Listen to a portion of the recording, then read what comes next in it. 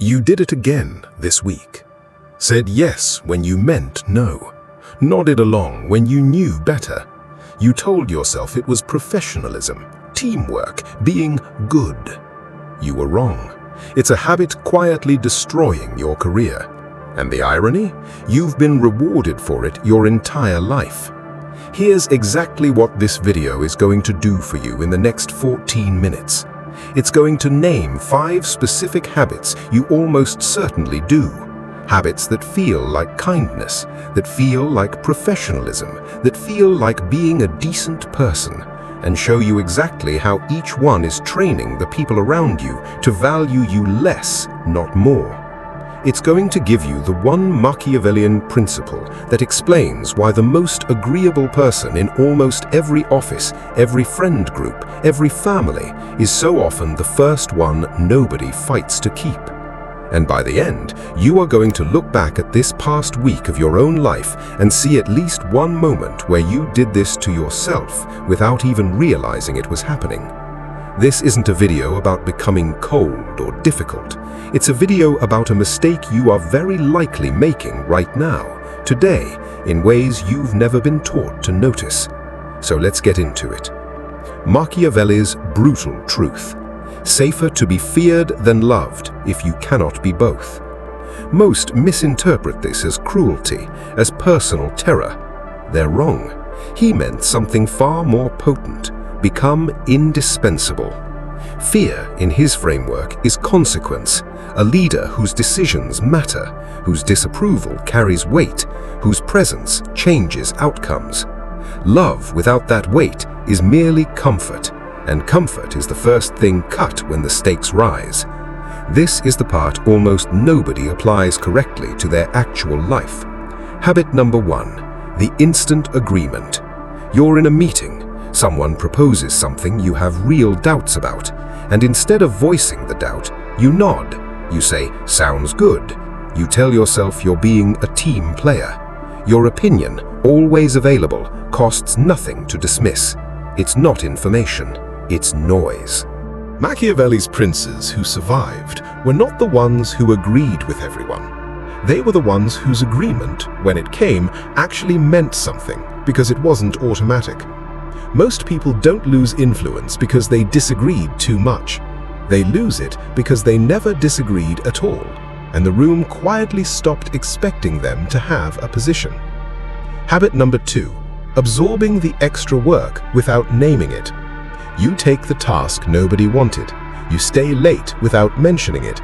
You assume that the quiet sacrifice will eventually be seen and rewarded. It usually isn't. Not because people are ungrateful, but because invisible effort doesn't register as value. It registers as capacity. And capacity, once demonstrated, simply gets used again. Nobody thinks, "I should protect this person's time." They think, "This person can clearly handle more."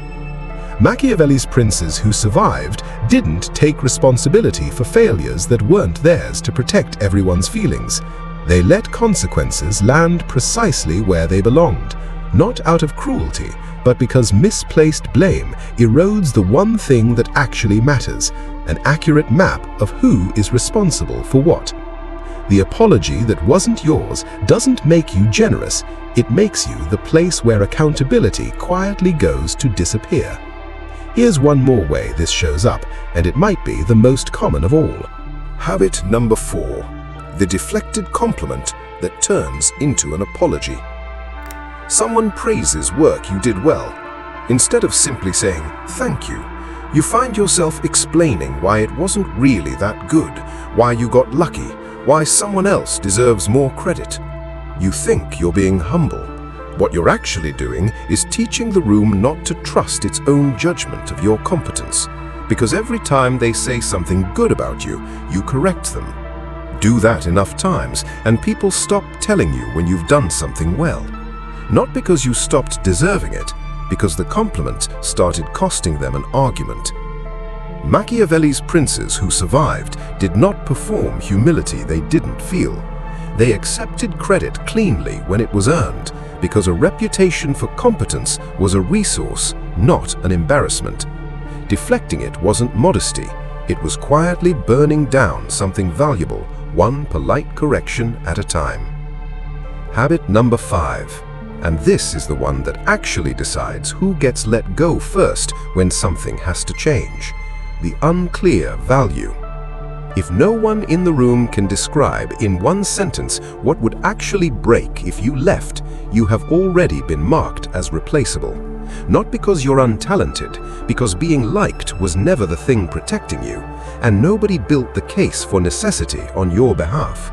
You didn't build it either. Machiavelli's princes who survived political instability were rarely the most beloved. They were the ones whose removal would have created an immediate, visible problem. Necessity is not a feeling people have about you, it's a fact they can point to. Most people assume likability is a form of job security. It is not. It is, at best, a tiebreaker, and only when the actual value on both sides of the comparison is already roughly equal. Think about the last time you avoided saying something true at work, specifically because you were worried about how it would be received. What was underneath that? Was it the fear of conflict, the fear of being disliked? Or was it something closer to never being taught that being liked and being valuable are two completely different currencies? Drop one word in the comments, just one. If this is landing differently than you expected, that's probably because most career advice tells you to be more likable, more agreeable, more easygoing, when the actual data on who survives layoffs says something almost the opposite. If this channel is the kind of thinking you've been looking for, subscribe and turn on notifications, because the next video goes even deeper into how Machiavellian principles apply to leadership, money, and the rooms where decisions about you get made without you in them. Now here's where this gets genuinely uncomfortable, because the deepest cost of confusing nice with necessary isn't your career, it's your sense of who you actually are. Because the habit of being agreeable for the sake of being liked doesn't stay contained to the office. It becomes how you operate everywhere, with friends, with family, with the people who would actually respect you more if you said the true thing instead of the comfortable one. Machiavelli would have recognized this immediately because he saw the same dynamic in courts. The advisor who only ever told the prince what he wanted to hear was eventually trusted with nothing important because his honesty had already been priced at zero. The prince could not use an opinion he knew had been shaped entirely by a desire to please him. The same thing happens to you, slowly, at home. The people who love you stop bringing you their hardest problems, not because they don't trust you, but because they've learned your response is more predictable than useful. You'll agree, you'll soften it, you'll make it comfortable. And comfortable is sometimes exactly what's needed, but if it's all you ever offer, your opinion stops being something anyone actually needs. Most people don't lose respect because they said something difficult. They lose it slowly, by never being willing to. So here is the actual answer to the question this video opened with. Necessary is not the opposite of kind, it's the opposite of disposable. Machiavelli was never arguing for cruelty as a career strategy. He was arguing that the people who survive instability in courts, in companies, in relationships are the ones whose value is demonstrated, not assumed, whose presence changes outcomes in ways that can be named, whose agreement actually means something because their disagreement was always a real possibility. Being nice costs you nothing and protects you nothing. Being necessary costs you the discomfort of occasionally disappointing someone, and in exchange, it builds something nice never can, a reputation that survives you not being in the room.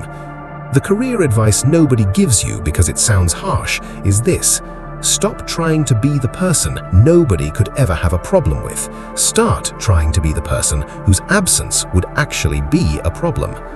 Go back to the 5 habits in this video: the instant agreement, the invisible labor, the apology that wasn't yours, the deflected compliment, the value nobody could quite name. You almost certainly recognized yourself in at least one of them, maybe all 5.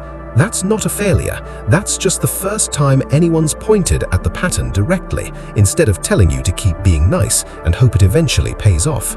It won't, not on its own. Necessity has to be built on purpose, deliberately, the same way Machiavelli's princes built it 500 years before performance reviews and layoffs existed. There's a version of you that exists right now in the minds of everyone you work with, everyone you love, everyone who has ever had to describe you in a single sentence. That version is built entirely out of moments, the meeting where you spoke up or didn't, the credit you took or deflected, the blame you absorbed that was never yours. You don't get to choose that version directly. You only get to choose the moments that build it, one at a time, starting with the next one. The people who keep their seats when everything shifts are rarely the ones everyone liked the most.